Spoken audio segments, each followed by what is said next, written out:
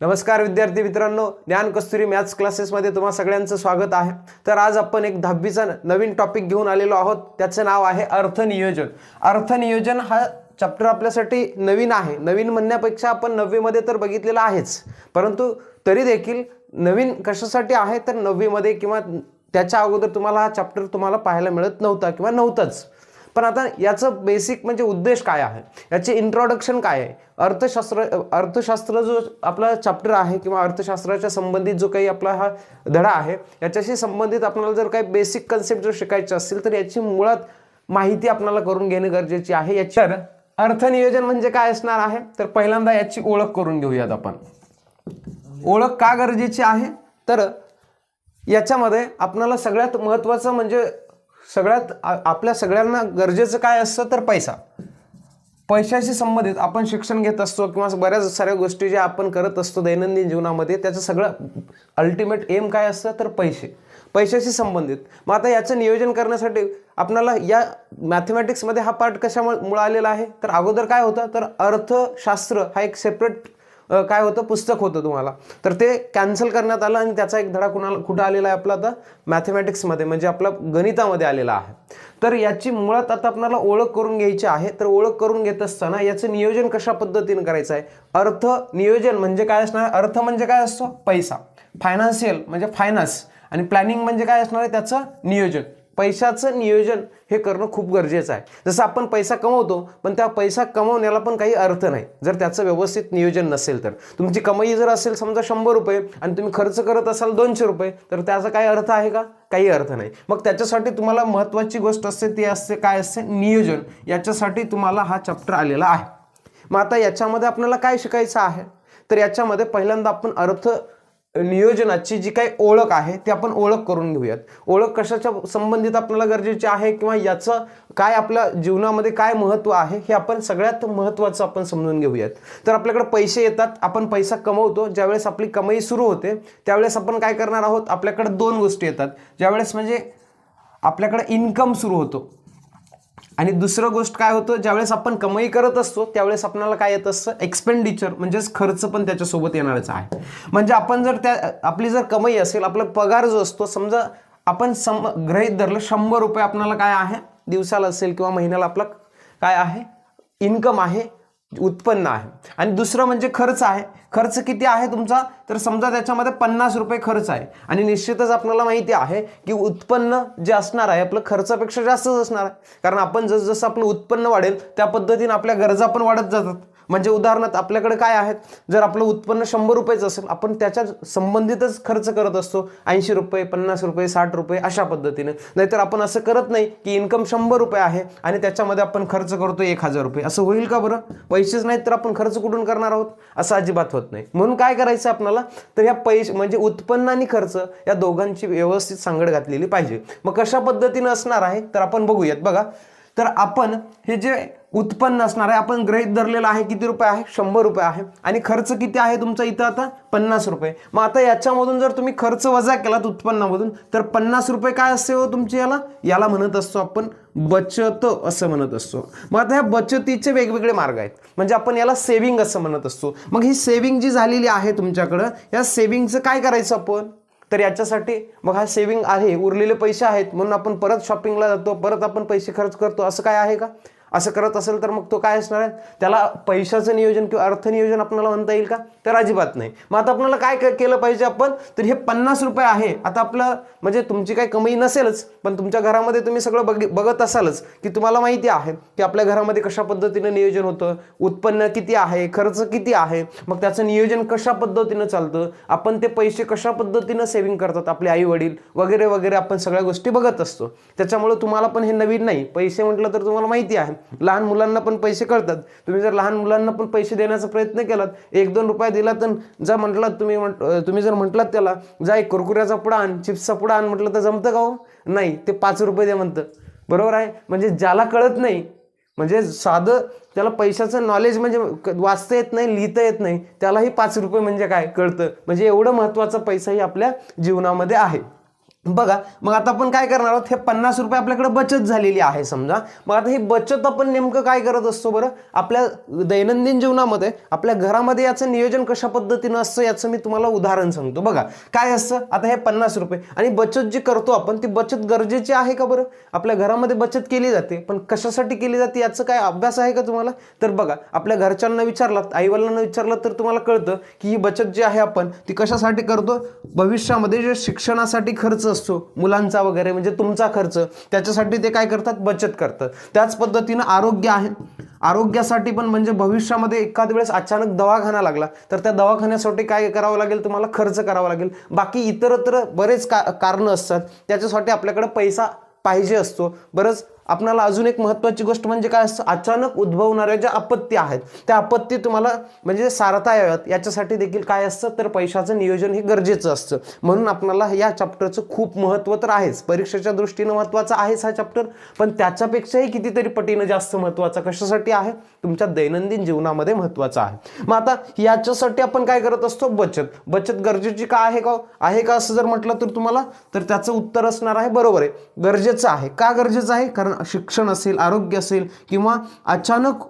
ज्या येणाऱ्या आपत्ती आहेत आपल्या जीवनामध्ये, संकट जे येणार आहेत त्या संकटांसाठी देखील अचानक आपल्याला पैसा पाहिजे असतो. मग ते सांगून येतात का आपल्याकडे अचानक अशा आपत्ती येत नाहीत, मग त्यासाठी आपण करत असतो बचत. म्हणजे का गरजेची आहे बचत, आपल्या घरचे का बचत करतात याचं तुम्हाला सगळ्यांना व्यवस्थितरित्या कळालेलं असेल.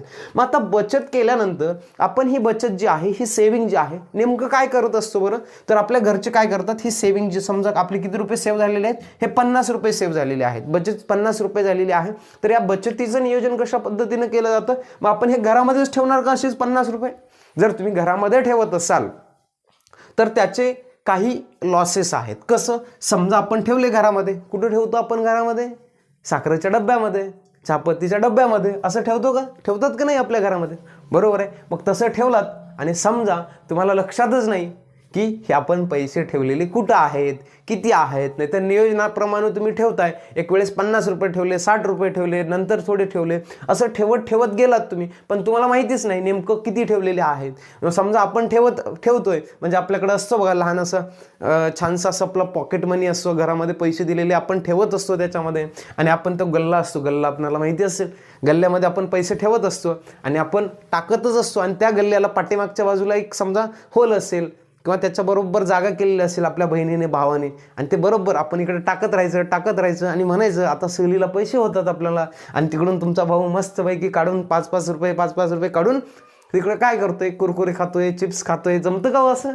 लागेल का नियोजन, म्हणजे तुम्ही करताय ती सेव्हिंग आहे का, मग तुम्ही टाकताय, हो बरोबर आहे, तुम्ही 50 रुपये जमा झालेत असं अपेक्षा करताय, पण आहेत का ॲक्च्युअलमध्ये ते 50 नाहीत. किंवा नरेंद्र मोदी साहेब असं करतात, जसं की तुम्हाला माहिती आहे, पाठीमागे काय केले, 1000 रुपयाच्या नोटा बंद झाल्या. आता पाठीमागे सध्या 1000 रुपयाचं आणि 500 रुपयाच्या तर खूप दिवस झाले, पण आता नवीन करंटमध्ये म्हणजे 2000 रुपयाच्या नवीन नोटा पण बंद झालेल्या आहेत. मार्केटमध्ये दिसतात का बघा तुम्ही, नाही दिसत. त्यांच्यावर पण काय केलेलं आहे, बंदी घालण्यात आली आहे, आणि चुकून तुम्हाला माहितीच नाही बंद झालेल्या आहेत. माहिती आहेत का बरं तुम्हाला 2000 रुपयाच्या नोटा बंद झाल्यात का नाहीत, असेल का नाही ते बघा तुम्ही चेक करून.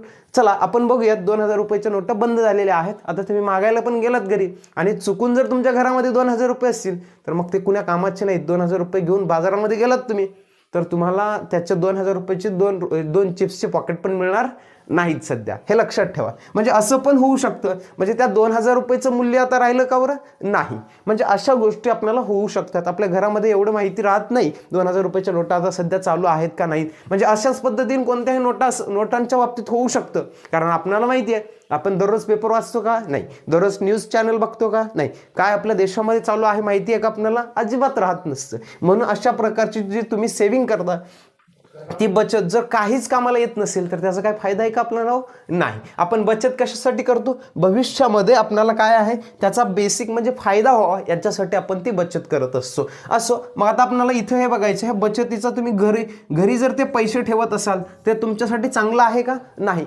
ठराविक रक्कम तुम्ही ठेवू शकता, पण खूप मोठ्या प्रमाणात ठेवू शकता का बरं, ठेवलात तर त्याच्यासाठी तुम्हाला धोका आहे. बरं एवढंच नाही हो, ठीक आहे तुमचं सगळं तर तुम्हाला माहिती आहे, तुम्ही न्यूज चॅनल बघता, बातम्या बघता, 2000 रुपयाच्या नोटा बंद झाल्या म्हटलं की लगेच बँकेमध्ये जाऊन जमा करता, सगळं अवेअर आहात. पण घरामध्ये तुम्ही 1 लाख रुपये ठेवलात आणि रात्री समजा काय झालेली आहे, चोरी झाली. मग काय करायचं, झाली की चोरी हो, गेले लाख रुपये. तुम्ही असं पोट मारून मारून जमा केलेलं असतात लाख रुपये आणि एकाच दिवशी रात्री चोरी झाली, मग काय करायचं, गेले की पैसे आपले. म्हणजे त्याचं व्हॅल्यू, म्हणजे बचत करून काय फायदा आहे का हो, नाहीच फायदा. म्हणजे जर त्याचं नियोजन अशा पद्धतीनं होत असेल तर. मग आता आपण काय करायचं, मग बरेच जण असं करतात की याचं काय करतात, गोल्डमध्ये, ह्या सेव्हिंगचं कशामध्ये, गोल्डमध्ये कन्वर्ट करतात. किंवा अजून ऑप्शन्स कोणकोणते आहेत, FD मध्ये कन्वर्ट करतात. FD तुम्हाला माहिती असेल, आपल्या घरामध्ये असते FD, करतो आपण. FD म्हणजे काय असतं, fixed deposit. Fixed deposit, fixed deposit म्हणजे काय असतं, फिक्स्ड डिपॉझिट म्हणजे काय असतं, तर फिक्स्ड डिपॉझिट म्हणजे आपण 1 लाख रुपये नेऊन बँकेकडे देत असतो. बँकेला सांगतो की आम्हाला 1 वर्ष, आता 1 वर्षाच्या मुदतीसाठी काय करायचे, हे 1 लाख रुपये तुमच्या बँकेकडे जमा करून ठेवा. मग बँक काय करते हो, बँक तुमचे 1 लाख रुपये जमा करून घेते आणि 1 वर्षानंतर, वर्षाच्या मध्ये नाही वापस देत तुम्हाला अजिबात. वर्षाच्या मध्ये तुम्ही मागायला गेलात तर देईल बँक वापस, पण तुम्हाला जो इंटरेस्ट रेट आहे तो मात्र देणार नाही. मग आता 1 वर्षभर तुम्ही त्या बँकेकडे दिलात पैसे, 1 वर्ष तुम्हाला ते वापरता येत नाही. FD मध्ये जर तुम्ही 1 लाख रुपये ठेवलं तर जवळपास आज रोजी किती आहे, ह्या 7% जवळपास काय आहे, इंटरेस्ट रेट आहे, व्याजदर आहे. कशाचा, तर या FD वर आहे. मग FD वर 7% व्याजदर कशा पद्धतीने आहे, मग जवळपास असतो, कुठल्या बँकेचा 6% असतो, 6.5% असतो, 7% असतो, असं वगैरे वगैरे असतात. परंतु आपण ॲव्हरेज पकडूयात 7, सगळ्यात म्हणजे जास्तीत जास्त असं आहे हा. मग FD 1 लाख रुपयाची केला तर तुम्हाला किती रुपये मिळतात, 7,000 रुपये वर्षाला मिळतात. म्हणजे 1 लाख रुपयाचं कन्वर्ट, 1 लाख रुपये तर तुमचे सेफ आहेतच, दुसरी गोष्ट त्याच्यासोबत किती रुपये येतात, तो तुम्हाला 7,000 रुपये येतात. म्हणजे तुमचा फायदा आहे का नाही. म्हणून आपल्यातल्या घरातली लोक काय करतात, आपले वडील, आई वगैरे काय करतात, तर हे 1 लाख रुपये FD मध्ये जमा करतात. दुसरा एक प्रकार असतो आपल्या घरामध्ये, आई वगैरे हे असे बरेच उद्योग करत असतात की कसं, RDचं खातं असतं बघा आपल्या घरामध्ये. पोस्टमन काका वगैरे येतात, आपण महिन्याला 1 तारखेला 2 तारखेला जी तारीख ठरलेली आहे त्या तारखेला आपण काय करतो, जेवढे आपल्याला जमतात, म्हणजे घरामध्ये आता आई म्हटलं की 100 रुपये, 500 रुपये अशी थोडी थोडी रक्कम काय करतात, ते जमा करत असतात. म्हणजे सगळ्यांना, कुणाला माहिती राहत नसतं घरात, वडिलांना वगैरे, अशी लहान लहान रक्कम काय करतात, ते कळू नये पण सेव्हिंग व्हावी, त्याची बचत होईल. कारण भविष्यामध्ये काहीतरी ते एकदमच पैसे आपल्याला मिळाले की काय होतं, त्याचा फायदा होईल, कोणतं तर मोठं काम होईल असं त्यांची अपेक्षा असते. म्हणून ते काय करतात, RD. जवळपास हे 5 वर्ष, तर ते 5 वर्षाची तर ते सुरू करतात. मग 5 वर्ष काय करतात, महिन्याला 100 रुपये असेल, 500 रुपये असेल, 1000 रुपये असेल, याप्रमाणे ते काय करत राहतात, तर भरत राहतात. मग हे काय, याचा अर्थ काय होतो, तर याच्यामध्ये पण असंच असणार आहे. आता आपल्याकडे इथं वरच्या उदाहरणामध्ये कसं होते, 1 लाख रुपये आले होते आपल्याकडे सोयाबीनचे, आपण लगेच घेऊन गेलो बँकेमध्ये. पण इकडं काय आहे, आपल्या आईकडे 1 लाख रुपये येणार आहेत का लगेच, आईकडं आपल्याकडं एकाच वेळेस असं लाख रुपये येण्याचं किंवा कुठलं आहे का काय व्यवसाय वगैरे नाही. म्हणून काय करतात, ते थोडी थोडी रक्कम त्यांच्याकडे 100-500 रुपये असे जमा होतात. मग ते काय करतात, महिन्याला आपण जमा करूयात, आपल्याकडे एकाच वेळेस येतात का, नाहीत. म्हणून ते काय करतात, थोडी थोडी रक्कम, जसं की 100 रुपये, 500 रुपये, 1000 रुपयाच्या स्वरूपात, ते पण कधी, महिन्याला जमा करतात. याला म्हणतो आपण RD. मग या दोघांचं पण बेनिफिट सेमच आहे. इथं जसं 7% आहे, इथं पण तुम्हाला जवळपास 7-8% जवळपास तुम्हाला काय भेटतात, रिटर्न्स भेटतात, वापस पैसे भेटतात. उदाहरणार्थ मग तुम्ही RD मध्ये समजा 100 रुपयाने जर जमा केलात पैसे, तर आता तुम्हाला कळतं की RD मध्ये किती होतात. समजा 5 वर्ष आपण जमा केलं तर वर्षाची 100 रुपयाने जर पकडलं तर किती होतात, महिन्याला 100 म्हणजे 1200 आणि ह्याचे किती होतात, मग आता तुमचे 5 वर्षाचे 12×5 = 60, म्हणजे जवळपास तुमचे किती होतात, 6,000 रुपये. आणि या 6,000च्या बदल्यात तुम्हाला मिळणार आहेत किती, जवळपास 8,000च्या जवळपास. आता थोडंफार कमी जास्ती असणार आहे, पण एवढे पैसे तुम्हाला भेटतात. 1,500-2,000 रुपये एक्स्ट्रा भेटतात. मग हे एक्स्ट्रा भेटतात. आणि दुसरी गोष्ट म्हणजे तुमची बचत होते. RD करणं गरजेचं आहे का, याचा फायदा आहे का, तर आहे. या प्रकारे तुम्ही काय करतात, हे गुंतवणूक करतात. हे आपल्या घरातील अशा पद्धतीने इन्व्हेस्टमेंट करण्याचे ऑप्शन्स आपल्याला पाहायला मिळतात किंवा आपण बघितलेले आहेत. हे आपल्या दैनंदिन जीवनातले आहेत. आपल्या आईवडिलांना पण हे गणित कळतं अशा पद्धतीचं, म्हणून ते अशा पद्धतीने करतात. पण अजून जर मोठी अमाऊंट असेल तर काय करतात, तर शहरामध्ये काय करतात, घर घेणे, बरोबर आहे, किंवा जागा घेणे, हे कशासाठी करतात? कारण त्यांना अपेक्षा असते की भविष्यामध्ये काय असणार आहे, हे समजा जर घर घेतलं, समजा जर जागा घेतली किंवा एखादी जमीन घेतली, तर ते जमिनीचं काय होणार आहे, भाव वाढणार आहे. म्हणजे अजून 1-2 वर्षामध्ये जर ती विकायला गेलो तर आपण फ्लॅट घेतलेला आहे, जागा घेतलेली आहे किंवा घर घेतलेलं आहे, ते भविष्यामध्ये 2-4 वर्षांना आपल्याला गरजच पडली आणि जर आपण ते विकायला गेलो तर आपण जर समजा आज 5 लाख रुपयाला घेतलं तर भविष्यामध्ये ते किती लाख रुपयाला देईल, 6 लाखाला देईल, 7 लाखाला देईल. म्हणजे निश्चितच आज जो किंमत आहे त्याच्यापेक्षा जास्त किमतीमध्ये ते जाणार आहे. म्हणजे याच्यामुळे पण काय फायदा आहे, तुमचे जे पैसे आहेत सेफ राहतात आणि दुसरी गोष्ट म्हणजे वाढतात. म्हणजे आता या सगळ्याचं जे आपण जर ॲनालिसिस केलं तर याचा फायदा काय होतो, तर ही जी आपण केलेली बचत आहे, जी आपले 50 रुपये उरले होते, कशामधून, इन्कममधून तुम्ही खर्च वजा केला होता, जेवढं उत्पन्न आहे त्या उत्पन्नामधून तुम्ही खर्च वजा केल्यानंतर तुमच्याकडे बचत राहिली होती, त्या बचतीचं नियोजन काय करायचं या नियोजन काय करायचं, म्हणजेच पैशाचं नियोजन काय करायचं याचा आपण अभ्यास करतोय. मग आता इथं 50 रुपये जे आहे तुमची बचत आहे, या बचतीची इन्व्हेस्टमेंट आपण करत असताना काही गोष्टी बघितल्या पाहिजेत. याच्यासाठी हा तुम्हाला चॅप्टर आहे. कारण हे एक ऑप्शन्स आहेत, हे ऑप्शन्स आपल्या घरातल्यांना जर विचारलं तुम्ही आईवडिलांना, हे आपण असंच का करतोय, RD का करतोय, FD का काढतो, आपण गोल्ड का घेतो, गोल्ड पण कसं घेत असतात माहिती आहे का तुम्हाला? ज्यावेळेस आपल्याला त्याची गरज राहत नाही, आपण ते गोल्ड आणतो आणि कुठं ठेवतो, पेटीमध्ये आणून ठेवतो. अशा प्रकारचं गोल्ड काय करतो माहितीये, हे पैसे आपले राहावेत, आता पैसे आपल्याकडे शिल्लक राहत नाहीत म्हणून गोल्ड घेतात बरेच. आणि ते कसली अंगठी घेतात, पिळ्याची अंगठी घेतात बघा. का बरं? कारण ते जर आपण बाजारामध्ये गेलो वापस करायला तर काय होतं, ते पैसे आपल्याला जेवढा भाव आहे तेवढ्या भावानं काय भेटतात, ते आपल्याला रिटर्न्स भेटतात. किंवा ते जर दागिने वगैरे असतील वेगवेगळे बनवलेले तर त्याचा भाव पण काय होत असतो, कमी होत असतो. म्हणून आपण ही इन्व्हेस्टमेंट अशा पद्धतीने करत असतो. असो, आपल्याला काय बघायचं होतं, तर ही बचत जी आहे, हे बचतीचे हे तर मार्ग आहेतच, पण याच्यापेक्षा बेटर मार्ग कोणते आहेत हे आपल्याला या अर्थनियोजन चॅप्टरमध्ये शिकायचे आहे. मग तर बचत का करायची हे कळायला आहे तुम्हाला. दुसरं, आता हे बचत करत असताना कोणती काळजी घेतली पाहिजे हा चॅप्टर बघितल्यानंतर तुम्हाला चांगल्या पद्धतीने लक्षात येईलच. मग आता हे बचत करत असताना 2 गोष्टी बघितल्या पाहिजेत. पहिली गोष्ट म्हणजे असणार आहे, बचत तुमची कशी असली पाहिजे, सेफ असली पाहिजे, म्हणजे सुरक्षित असली पाहिजे. बचत केलेली कशी पाहिजे, सुरक्षित असली पाहिजे. आणि दुसरं म्हणजे महत्वाचं आहे, तुमची जी ग्रोथ केलात त्याचं व्हॅल्यू कमी झालं पाहिजे का, नाही, पैशाची किंमत वाढली पाहिजे. म्हणजे पैसे काय झाले पाहिजेत, थोडक्यात पैसे जे आहेत आपले वाढले पाहिजेत. जेवढे आहेत तेवढेच राहत असतील तर फायदा आहे का? आपण FD मध्ये 1 लाख रुपये जर बँकेमध्ये नेऊन ठेवत असेल आणि वर्षाच्या नंतर तुम्हाला 1च लाख रुपये वापस मिळत असतील तर आपण बँकेकडे जाऊत का बरं? 1 लाख रुपये आमचे वापरा तुम्ही वर्षभर म्हणून आपण जाणार नाही अजिबात. गोल्डमध्ये पण तसंच, गोल्ड आपण घेतलोय, 1 लाख रुपयाचं गोल्ड घेतलं आणि त्याची व्हॅल्यू 50,000 रुपये पुढच्या वर्षी होत असेल असं जर तुम्हाला कळत असेल तर तुम्ही गोल्ड घ्याल का बरं? अजिबात घेणार नाही. म्हणजे आपण ह्या सगळ्या गोष्टीचा विचार करत असताना ह्या 2 गोष्टी इम्पॉर्टंट आहेत. 2 गोष्टी कोणत्या आहेत, तुमचे पैसे कसे असले पाहिजेत, सेफ, आणि तुमचे पैसे कसे असले पाहिजेत, वाढले पाहिजेत, इन्क्रीज झाले पाहिजेत, म्हणजे त्या बचतीला काहीतरी व्हॅल्यू आहे. हे बचत लक्षात येतं. इन्व्हेस्टमेंट आपण कशासाठी, म्हणजे ही बचत झाली, हे जे आहेत हे ऑप्शन्स कशाचे आहेत, गुंतवणुकीचे आहेत. म्हणजे बचतीच्या सोबतच गुंतवणूक फार गरजेची आहे आणि ती गुंतवणूक करत असताना मात्र तुम्हाला या 2 गोष्टीची काळजी घ्यायची आहे. मग आता त्याच्यासाठी तुम्हाला वेगवेगळे ऑप्शन्स कोणकोणते आहेत याचा अभ्यास आपल्याला या अर्थनियोजनामध्ये बघायचा आहे. आता मी थोडं 9वी आणि 10वीचं कसं आहे, इंट्रोडक्शन काय आहे याच्याबद्दल मी 5 मिनिटांमध्ये सांगेन तुम्हाला आणि त्याच्यानंतर पुढचा पार्ट आपण बघूयात. आता बघा, 9वी आणि मध्ये आपण जो पार्ट शिकला, अर्थनियोजन हा चॅप्टर होता 9वीला. आपण आपल्याला 9वी मध्ये काय शिकलेलं आपण, तर महत्वाची म्हणजे कर प्रणाली. आपल्या भारतामध्ये कर प्रणाली कशी आहे, टॅक्स सिस्टम कशी आहे. मग आता ही कर प्रणाली काय असते, कोणत्याही देशामध्ये टॅक्स सिस्टम असतेच, पण टॅक्स सिस्टमचा काय फायदा असतो, टॅक्स हा कुणाला लावला जातो, तर जे लोक आहेत भारतामध्ये, समजा जी संख्या आहे, लोकसंख्या आहे, त्या लोकसंख्येवर काय लावला जातो, टॅक्स लावलेलाच असतो. म्हणजे तुम्ही पण टॅक्स भरता, मी पण टॅक्स भरतो, सगळेजणच. तुम्हाला माहिती नसेल तुम्ही पण टॅक्स भरता, अहो सगळेजणच भरतात टॅक्स. आपण पण कोणत्या प्रकारे भरतो याचा सगळा अभ्यास आपल्याला या चॅप्टरमध्ये करायचा आहे. मग आता बघा, कर प्रणाली जी आहे, कर प्रणालीमध्ये आपल्याला काय माहिती आहे, वेगवेगळ्या प्रकारचे कर कशा प्रकारचे असतात हे आपण बघितले होते 9वी मध्ये. 2 प्रकारचे कर असतात, एक असतो प्रत्यक्ष कर आणि एक असतो अप्रत्यक्ष कर. याला म्हणतो आपण डायरेक्ट टॅक्स, याला काय म्हणतो आपण, इनडायरेक्ट टॅक्स.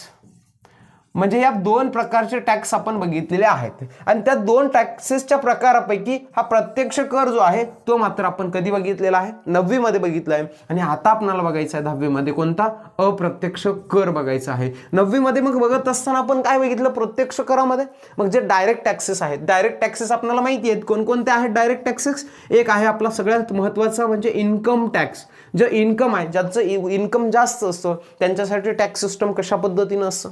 त्याच्यानंतर आपण पॅन कार्ड संबंधित माहिती बघितलेली आहे, बरोबर आहे. आपल्या सगळ्यांकडे माहिती आहे पॅन कार्ड असतं घरामध्ये, जवळपास 4-5 जणांकडे तर पॅन कार्ड 100% असतात, पण त्याचा वापर कुठं केला जातो हे अजिबात माहिती नसेल. पण आता तुम्हाला या 10वीचा जो काही अर्थनियोजन चॅप्टर बघाल तुम्हाला त्यावेळेस मात्र नक्कीच कळेल की ह्या पॅन कार्डचा उपयोग काय असेल ते. त्याच्यानंतर आपल्याला माहिती आहे की वेगवेगळा संपत्ती कर आहे,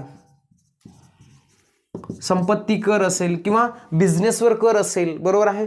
म्हणजे तुम्हाला अशा प्रकारचे जे कर आहेत त्याला आपण डायरेक्ट टॅक्स म्हणतो. म्हणजे याचा अर्थ काय असतो, हे जे टॅक्स आहेत हे टॅक्स म्हणजे समजा ज्याचं इन्कम काय आहे जास्त आहे, उत्पन्न जास्त आहे, ते लोक डायरेक्ट कुणाला देणार आहे, तो गव्हर्नमेंटला टॅक्स देणार आहेत. हा पॅन कार्डवाला पण काय करणार, ज्याचं इन्कम जास्त आहे तो कुणाला देणार आहे, जास्त म्हणजे जास्त इन्कम असेल तर तो गव्हर्नमेंटला डायरेक्ट टॅक्स भरणार आहे, त्याला भरावंच लागतं. त्याच्यानंतर संपत्ती कर आहे, ज्याच्याकडे जास्त संपत्ती आहे ते पण लोक काय करावं लागतं, त्यांना वर्षाच्या शेवटी तो काही इन्कम टॅक्सचा फॉर्म असतो, इन्कम टॅक्सचा फॉर्म भरून त्यांना काय करावं लागतं, हा गव्हर्नमेंटला सगळी माहिती द्यावं लागतं. त्यांचं इन्कम किती आहे, बँकेमध्ये अकाउंट्स किती आहेत हे पॅनवर कळतं. आणि त्या एका पॅनवर किती ट्रान्झॅक्शन होत आहेत, किती व्यवहार होत आहेत, त्यांचं लिमिट किती आहे. जर ते आपल्याला माहिती आहे 5 लाखाच्या पुढे गेलं की काय होतं, तर कशा प्रकारे टॅक्स सिस्टम, टॅक्स स्लॅब लागू होतात हे आपण मागच्या वर्षी शिकलेलं आहे.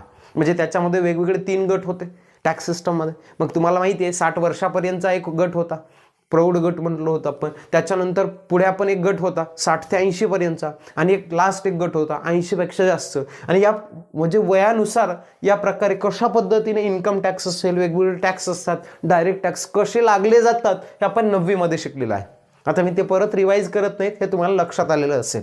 पण आता मात्र आपण जो शिकणार आहोत तो म्हणजे कोणता आहे, अप्रत्यक्ष कर, इनडायरेक्ट टॅक्स. इनडायरेक्ट टॅक्सेस मध्ये मात्र तुम्हाला अप्रत्यक्ष कर शिकायचे आहे. अप्रत्यक्षच का म्हटलं जातं त्याला, त्याचा व्यवस्थित अभ्यास आपण करूयात. आणि अप्रत्यक्ष करामध्ये म्हणजे आपण डायरेक्ट गव्हर्नमेंटला टॅक्स देणार आहोत का, नाही. म्हणजे तुम्ही आहेत, मी आहोत, समजा आपण काय केलं, हा पेन घेतला, हा पेन खरेदी करत असताना मी काय केलेलं आहे, याच्यासाठी देखील टॅक्स पे केलेला आहे, टॅक्स भरलेला आहे. तुम्ही एखादी वस्तू घेतलात, वही घेतलात, त्या वही घेतल्यानंतर त्याच्या पाठीमागे देखील काय लागलेलं आहे, टॅक्स लागलेला आहे. तुम्ही चिप्सचं पॉकेट घेतलात, त्या चिप्सच्या पॉकेट मागे पण काय झालेलं आहे, टॅक्स लागलेला आहे. आपल्याला लक्षात नाही येत फक्त हा, कारण तो काय आहे, इनडायरेक्ट आहे, अप्रत्यक्ष आहे.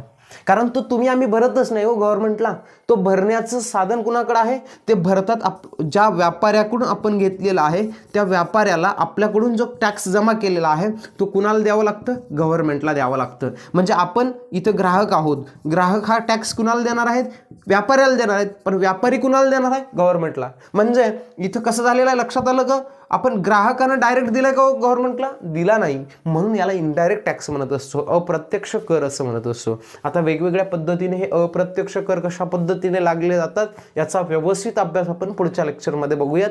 आणि इथून जे आपले लेक्चर्स होणार आहेत, आता समजा हा अर्थनियोजन चॅप्टर आहे, याचं अगदी व्यवस्थितरित्या आपण हा कंप्लीट करूयात आणि याच पद्धतीनं बाकीचे पण चॅप्टर्स आपण कंप्लीट करूयात. धन्यवाद.